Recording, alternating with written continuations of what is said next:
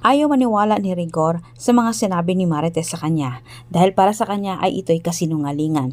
Ngunit ebidensya na ang hawak ng bagong hippie ang magsasabi na hindi nagsisinungaling itong si Marites.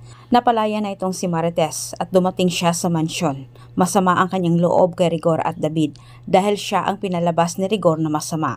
Nagsumbong itong si Tess kay Ramon pero sinabi nito na wala umanong dapat patunayan si Marites kay Rigor dahil hindi na umano ito mahalaga. Ang mahalaga para sa kanya, silang tatlo ay magkasama. Pero iba ang nasa isip ni Ramon, gagawin niyang miserable ang buhay ni David, lalo na ngayong hindi pa niya natupad ang kanyang paghihiganti. Maya-maya lang tinawagan ni Ramon ang kanyang kaibigang general. Tinatanong nito ang ebidensyang kanyang pinatago sa paglusob umano nila sa mansyon ng mga kabalyero. Ngunit sinabi ni Ramon na kailangan umano sa nasabing video, si David lang ang makikita na naroon na tumapos sa buhay umano ni Don Facundo at pagkatapos ibigay ito sa bagong hippie. Sa kabilang banda, dinalaw naman ni Santino itong si David at Rigor sa hospital para kamustahin ang dalawa.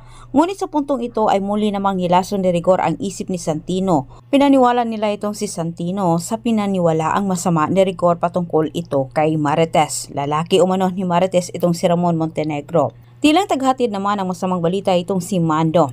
Siya'y dumating sa ospital para iparating din kay Rigor ang nakarating sa kanila patungkol ito sa kaso ng mga kabalyero ni Don Facundo.